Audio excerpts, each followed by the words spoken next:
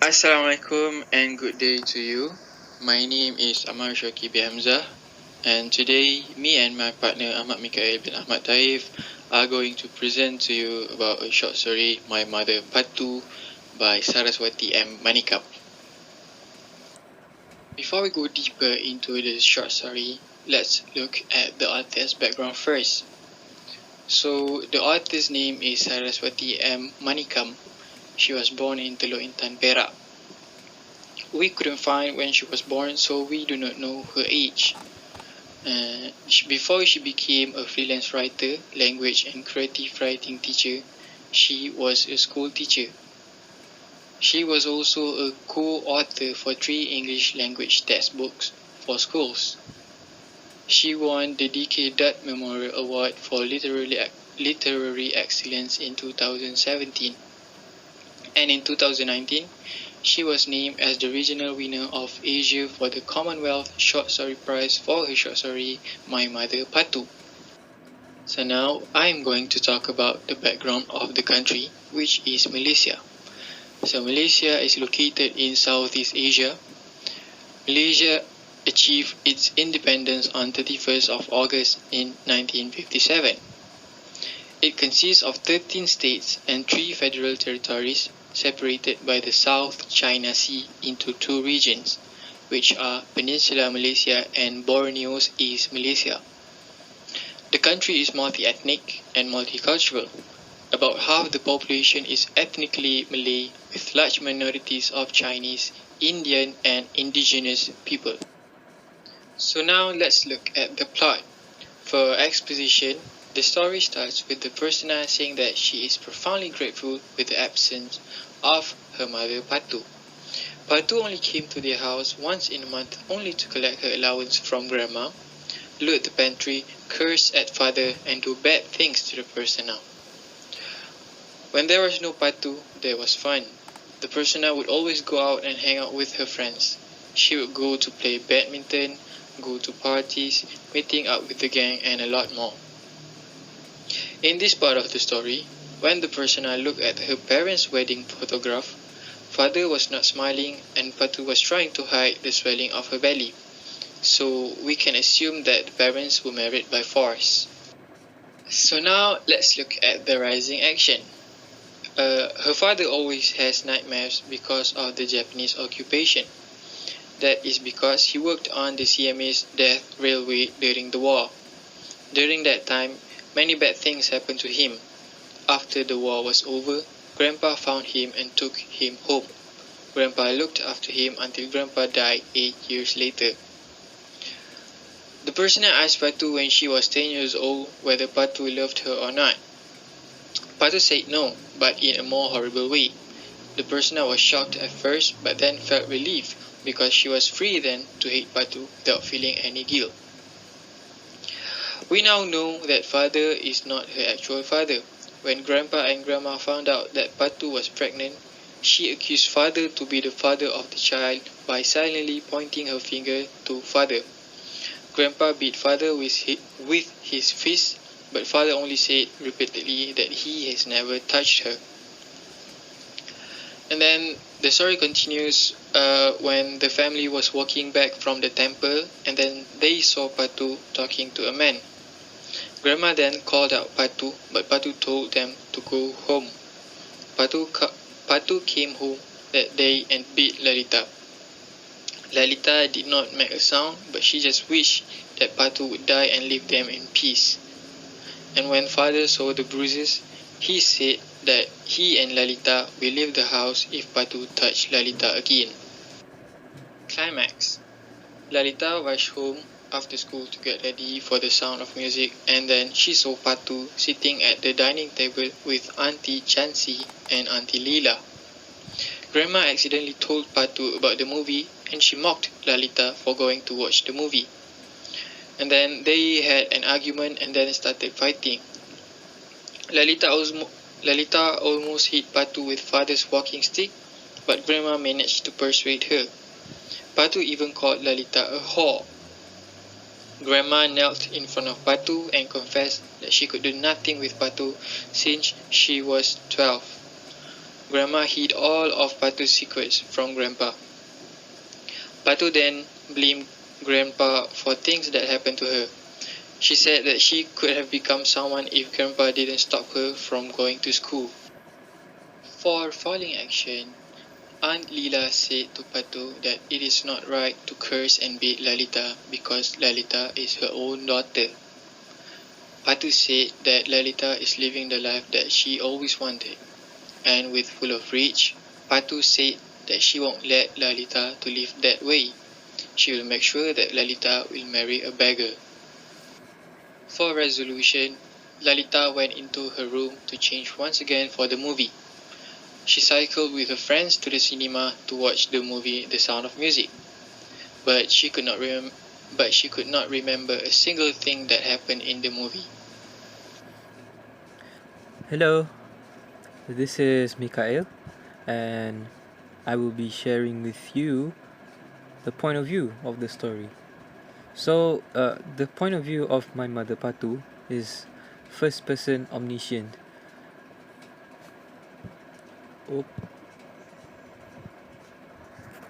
Which means that the story is told in the eyes and the mind of the narrator, Lalita. For example, my Mother Pattu graced our lives largely with her absence. And when I was 10, I asked Pattu if she loved me. So whatever emotion, whatever views that we see are in the eyes of the narrator Lalita. Alright. So the settings. There are two settings in the story. First of which is the social setting. We couldn't find anything particular, but we do see something going on there, which is child traumatization and the life and culture of parents in the 50s and 60s. So child traumatization is based on my discussion with my parents. It is because Pattu was harmed and was strictly controlled when she was growing up, when she was a young teenager. So she couldn't get to live a normal life, like she always dreamed. So because of that traumatization and because of the way Grandpa treated her, she reflects that actions towards Lalita. And the life and culture of parents in the 50s and 60s, they are controlling and strict towards their children. And that's about it, because it is what it is. It's different from our time now, whereas we have options to go our own way, to our own free will. But back then, no. If you cannot go to school, you don't go to school. If you cannot go out with your friends, you cannot go out with your friends. So it was like that back then. And then the physical settings, we have time and place. This is just to name a few. There are more, obviously. So the time setting is, there's Friday, the day of the film The Sound of Music premieres, and which is also the day that Lalita finally stands up against Pattu. And the year of which this story took place is in 1965, the time in which this family is living their lives in. Play setting. We have, again, this is just to name a few. We have Kuala Lumpur, where Lalita's father works at, and because he always go to Kuala Lumpur, it was until that part in the story where Pattu came home from the temple and beat Lalita up. That's the time when he finally realized that Lalita has been beaten up by Pattu lots of times. Before this, prior to this, all the previous beatings, the father didn't know anything about. And then the second setting is in the market, where Pattu hits and fights back the man who badmouthed her. So there is a rumor going on. The village and the community that Lalita and Pattu are living in is a community with no secrets. Everybody knows everything about everybody. But they were conservative in public. They don't share to each other like it's a viral thing, like you have to talk about it. No. It's just that if you know, you know. But except for that one day where some guy badmouthed did talk something bad about Pattu. So she fights back, and said some harmful words to the man. Moving on. Here are the characters. Firstly, we have Lalita. The characteristics of Lalita is she hates her mother Pattu very much, very, very much, but she is a cheerful girl with many friends, and she spends a lot of time with them.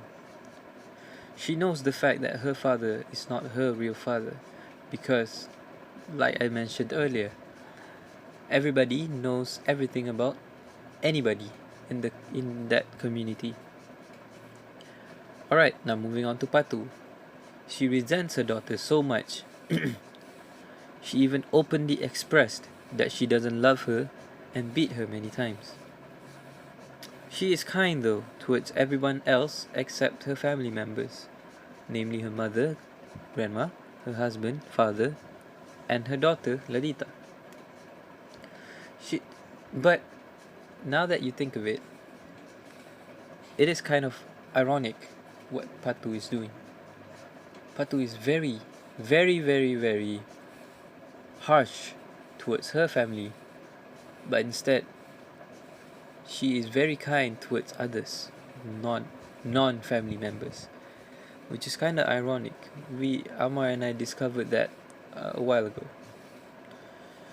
Now moving on to grandma.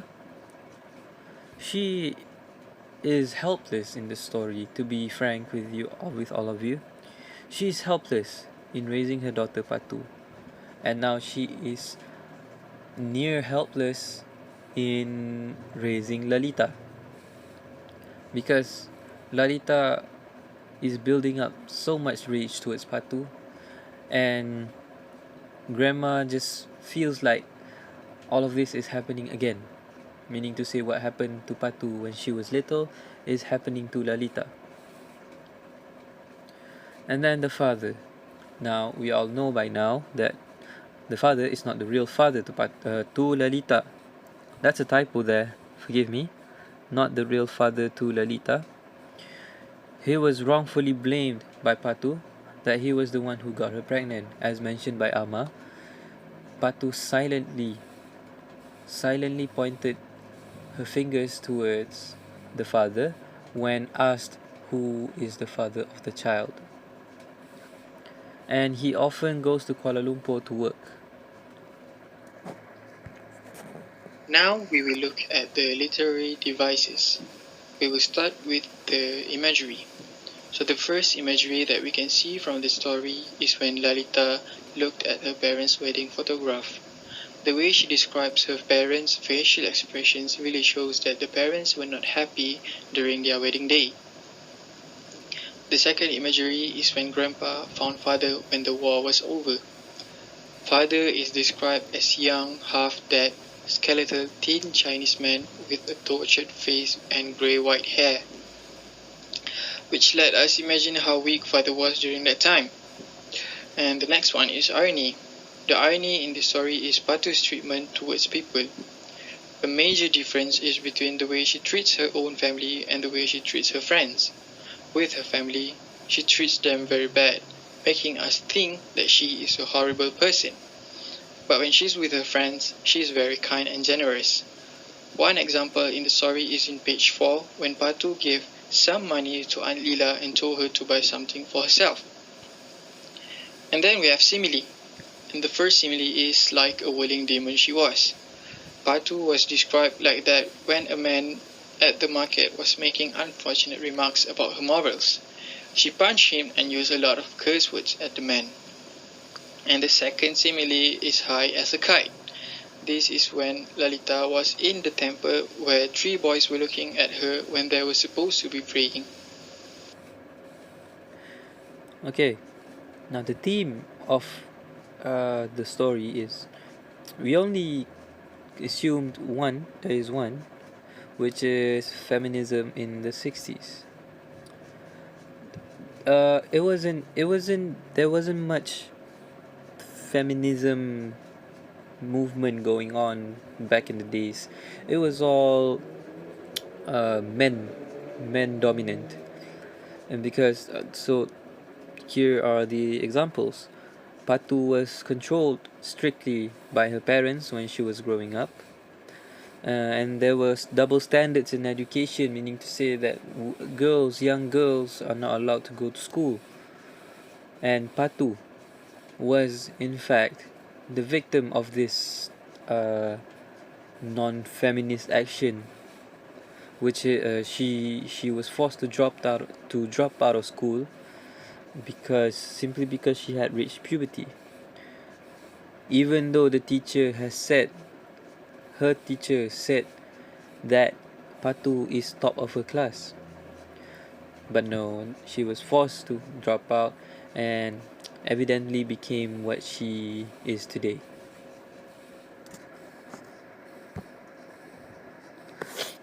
Now, let's move on to the burning issues and the writer's message. We concluded on two. Ammar and I concluded on two burning issues here. The first one is double standards. Women were treated poorly in that time. For example, Pattu was forced to drop out of school even after her teacher justified that she is top of her class. She was forced to drop out of school because she had reached puberty, as I mentioned in the themes. Both of them are quite interrelated. Now, see, this is what we call double standard, because we would never see this. You would never see this happening to a young boy or a young son. This would never happen, because that's what I said earlier. The community in this time are more male dominant than female dominant. And then the second one is conflict between past and present. Pattu's past evidently led to her present. Pattu is mean and evil towards Lalita because Lalita is living the life she wanted as a kid growing up. So she took out all her anger and frustrations to Lalita and blames her for ruining her childhood. Well, the coming of Lalita does hinder Pattu the life that she wanted, and she deserves to feel mad about it, but not to Lalita. We feel, because it's her actions that led to her getting pregnant in the first place. But then before that, she got really rebellious. She wanted to go out when she couldn't go out. So it all stems from how she was controlled by grandpa back when she was a young girl.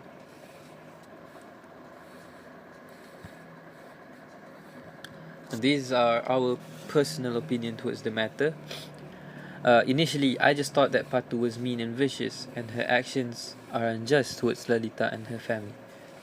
However, my eyes were opened when I discussed this with my parents. It could possibly be childhood traumatization, what Pattu is going through. Because when you're that young, okay, Pattu was about 12 to 14 years old when she was growing up, and in the story it tells us what happened when she was around that age. When you're that young and you're controlled that much, you're restricted that much, there's bound to be there's bound to be something happening with your mental state. You wanted A, but your grandpa allowed B. When you wanted C, the father gives something else. So it's frustrating, and at a young age, it must have affected something in her mental state. So that's why I feel like what Patu is doing to Lalita is very mean and very unjustifiable, but it did not come for no reason. It happened because of there are reasons why it happens. And then, according to Ammar, his opinion is that the story teaches us not to be too strict or too lenient to our children when we become a parent. If we become either one, it might affect the child's future. And this also relates to the mental traumatization. And as you can see from the story, Patu's childhood was controlled by her parents, made her feel like she was in prison. She only wanted to have some fun, so she became rebellious. When she became a mother, she treated her daughter badly. She believes that Lalita deserves to be treated that way since she was treated like a prisoner during her childhood. See, it, they're all related. The conflict between the past and child traumatization. These are all the issues and what we believe is what the writer wants to tell us. So now we will look at the comparison between the characteristics of Asian literature and the story. So the first one is family and community. So the family members in the story does not have a great relationship between each other. The most obvious one is between Patu and Lalita. And for the community, they are very conservative. They know everyone's secret, but none of them will talk about somebody's secret when they are in public. And for the second one is strong adherence to traditions and customs.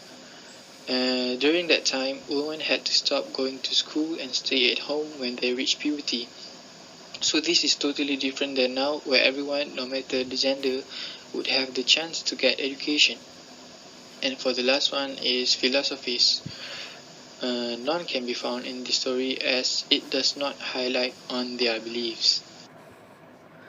So these are our references, and that's about it.